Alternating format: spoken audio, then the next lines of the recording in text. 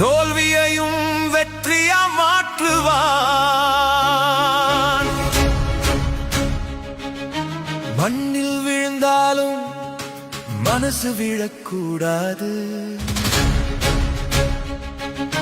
காலம் தடுத்தாலும் கனவு நின்று விடக்கூடாது. இருள் வந்து சூழ்ந்தாலும் உள்ளே ஒரு தீ இருக்குது, அந்த தீதான் சொல்றது நீ